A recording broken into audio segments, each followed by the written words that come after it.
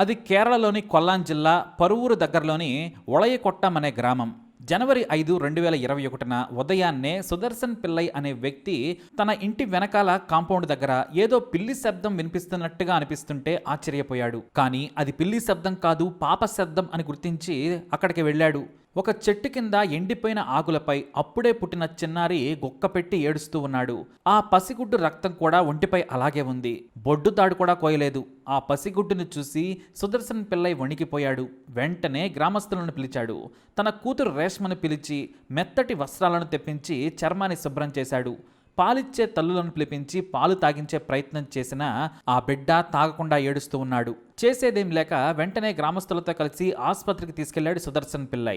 కానీ ఆ బాబు బ్రతకలేదు. 4 గంటల పాటు చికిత్స చేసినా ఏడ్చి సరైన సమయానికి పాలు దొరక్క చనిపోయాడని డాక్టర్లు చెప్పారు. అయితే చిన్నారి తమకు దొరికిందని, ఎవరి బిడ్డో తెలియదని సుదర్శన్ పిల్లైతో పాటు గ్రామస్తులు కూడా కలిసి పోలీసులకు ఫిర్యాదు చేశారు. దీంతో చిన్నారి బాడీని తీసుకొని పోలీసులు ఊరికి చేరుకున్నారు. మహిళలందరినీ కూడా విచారించారు. కానీ ఎవ్వరూ కూడా కనీసం తమ బిడ్డ బాడీ చూసైనా ఎమోషన్కు గురై బయటపడతారేమోనని ఎమోషనల్ ట్రిక్ కూడా ప్లే చేశారు పోలీసులు. ఎందుకంటే అమ్మ ప్రేమను దాచుకోలేరని పోలీసులు భావించారు. అయితే ఎవ్వరూ కూడా ముందుకు రాలేదు. ఇక పోలీసులకు ఎవ్వరూ చిక్కలేదు.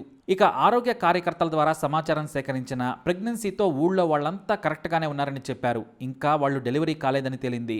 దీంతో పోలీసులకు ఉన్న ఏకైక ఆధారం DNA టెస్ట్. ఎందుకంటే రక్తం మరకలు చిన్నారి ఒంటిపై ఉన్నాయి. బొడ్డు తాడు కూడా కోయలేదు. పైగా డాక్టర్లు సైతం మగబిడ్డ పుట్టి కనీసం 4 గంటలు కూడా మించి కాలేదని చెప్పారు.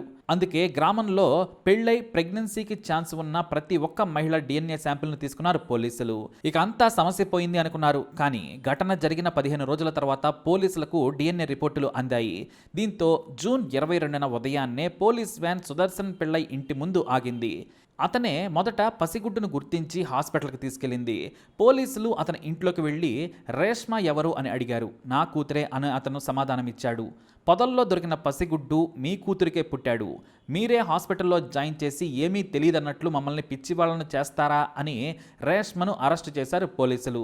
అలాగే రేష్మ భర్త అబుదాబిలో ఉంటాడు. తన భర్త కూడా రావాలని సమాచారం ఇచ్చారు పోలీసులు. ఈ వార్త గ్రామంలో సంచలనంగా మారింది. సుదర్శన్ పిల్లై తన మనవడినే చెట్టు కింద పడేసి డ్రామాలాడాడని కొంతమంది విమర్శించారు కూడా. కానీ వారి పక్కింటి వాళ్ళు మాత్రం రేష్మ ప్రెగ్నెంట్ అని తమకు కూడా తెలియదన్నారు. ఇక్కడి నుంచే అసలు ట్విస్టులు మొదలయ్యాయి. 1, 2 కాదు, కోకొల్లలు. రేష్మ పోలీసు విచారణలో షాకింగ్ విషయాలు చెప్పింది. తాను ప్రెగ్నెన్సీ అనే విషయం తెలియకుండా ఇంట్లో దాచానని ఒప్పుకుంది. తన భర్తకు కూడా తెలియకుండా లూజ్గా ఉన్న చీరలు కట్టుకున్నాను. నెలలు నిండిన తర్వాత బెల్టులు ధరించి కనిపించకుండా జాగ్రత్త పడ్డానని చెప్పింది. మరి డెలివరీ అయిన సమయంలో కూడా మీ ఇంట్లో వాళ్ళు గుర్తుపట్టలేదా అని అడిగితే రేష్మ దానికి కూడా చాలా సింపుల్గా లేదని చెప్పేసింది. నాకు పురిటి నొప్పులు రాగానే బాత్రూంలోకి వెళ్ళాను. నిలబడి గట్టిగా లోపలి బిడ్డను బయటకు నెట్టాను. శబ్దం రాకుండా నోట్లో చీర కొంగును పెట్టుకుని నొప్పిని భరించాను.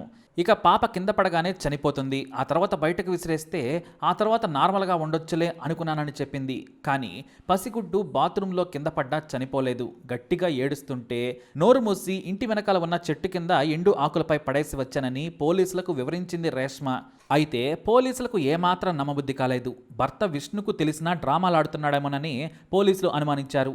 అతను కూడా గల్ఫ్ నుంచి వచ్చేశాడు. రాగానే పోలీస్ స్టేషన్కు రప్పించారు. నాకు నా భార్య గర్భవతి అని తెలియదు సార్. నాకు 3 ఏళ్ల కూతురుంది. నాకు కొడుకు పుడితే నేనెందుకు చంపుకుంటాను సార్ అంటూ బోరున విలపించాడు రేష్మ భర్త విష్ణు. నా ఇల్లు అమ్మకానికి పెట్టాను. నేను గల్ఫ్కు వెళ్ళొచ్చాను. నా ఇంటి పక్కనే ఒక రూమ్లో మా అమ్ముంటుంది. ఇల్లు లేకపోవడంతో నేను ఎక్కువగా అత్తగారింట్లోనే ఉంటున్నానని పోలీసులకు చెప్పుకొచ్చాడు. అయితే గతేడాది నుంచి నాకు నా భార్యకు గొడవలవుతున్నాయి. నేను ఆమెకు దూరంగా ఉంటున్నానని చెప్పుకొచ్చాడు. దీంతో విష్ణుకు తెలియదని పోలీసులు నమ్మారు. పోలీసులు ఆ బిడ్డ ఎవరకు పుట్టారు అని అడిగారు. అసలు ఆ బిడ్డ ఎవరికి పుట్టారు అనే దానిపై రేష్మ మరో సంచలన ట్విస్ట్ ఇచ్చింది. రేష్మకు ఫేస్బుక్లో ఒక వ్యక్తి పరిచయమేడట. అతని పేరు ఆనంద్. అతను నేను ప్రేమించుకున్నాం. ఏడాదిగా ఇద్దరం ఫేస్బుక్లో చాట్ చేసుకుంటూ ఉన్నాం. నాకు ఇప్పుడు కొడుకు పుడితే అతను నన్ను పెళ్లి చేసుకుంటాడో లేదోనని ఆ భయంతో ప్రెగ్నెన్సీని దాచానని చెప్పుకొచ్చింది. ఆనంద్ ఎక్కడ ఉంటాడంటే నాకు తెలియదంది. ఒకసారి కూడా మేం కలుసుకోలేదు. 2 పిల్లలు పుట్టారంటే ఆనంద్ పెళ్లి చేసుకోవడానికి భయపడ్డాను. పుట్టిన బిడ్డను తొలగించుకున్న తర్వాత ఆనంద్తోనే నా జీవితం అనుకున్నాను. విష్ణుని వదిలేసి ఆనంద్తో వెళ్ళిపోవాలనుకున్నాను. కానీ అతన్ని ఎప్పుడూ కూడా నేను కలవలేదు. కలుద్దామని చెప్పినా ఏదో ఒక కారణం చెప్పేవాడని చెప్పింది రేష్మ.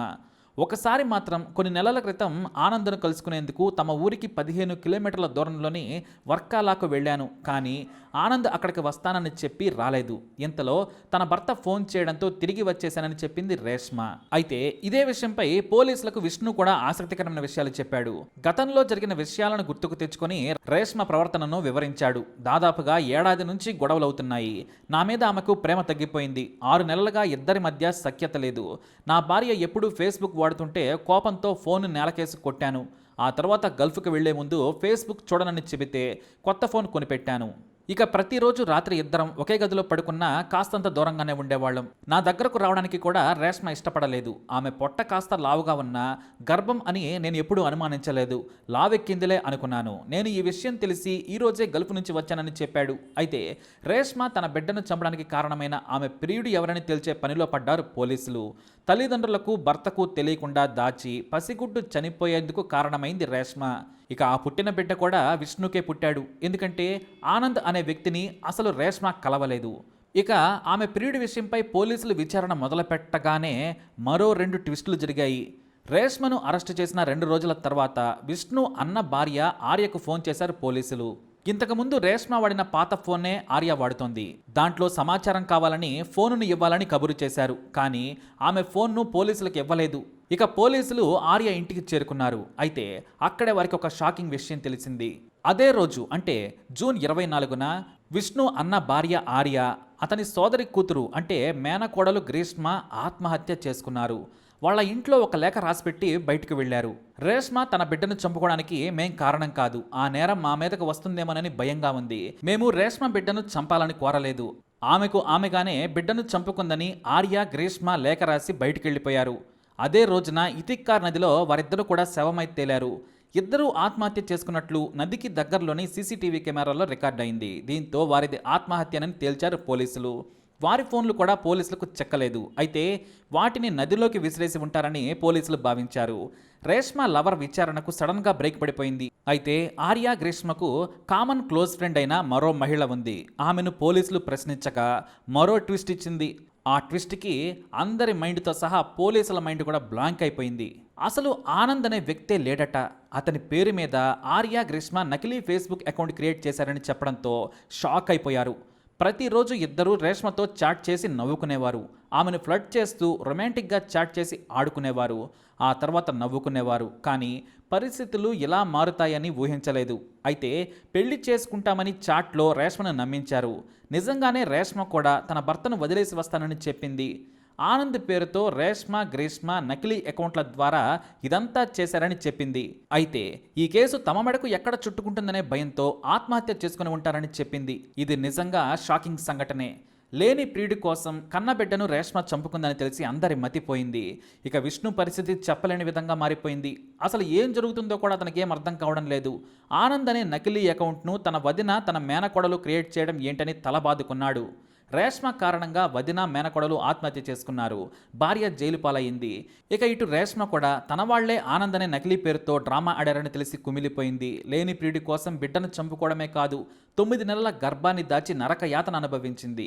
2 పిల్లలుంటే ఆనంద్ తనను పెళ్లి చేసుకోవడమని భావించింది. పైగా ఆర్య గ్రీష్మలు చేసిన తప్పేంటంటే తనకు బాగా డబ్బుందని నిన్ను మహారాణిలా చూసుకుంటామని పెట్టిన మెసేజ్లను నమ్మింది.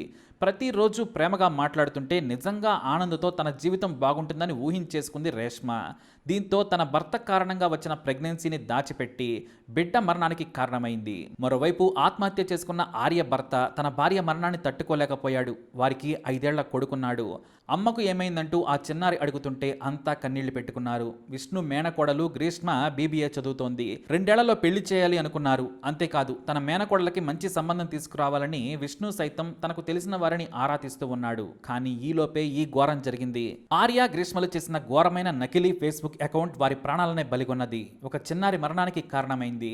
రేష్మను జైలు పాలు చేసింది. చిన్నారి కేసు కారణంగా తాము జైలుకు వెళ్లడమే కాకుండా తమ వారి ముందు తలెత్తుకోలేమని భయపడి ఆత్మహత్య చేసుకున్నారు ఆర్య గ్రీష్మ. వీళ్ళందరిలో రేష్మ భర్త పిచ్చివాడైపోయాడు. ఇప్పుడు మొత్తం 4 కుటుంబాలు 3 రోజుల వ్యవధిలో సత్యనాశనమైపోయాయి ఒక ఫేక్ అకౌంట్ వల్ల.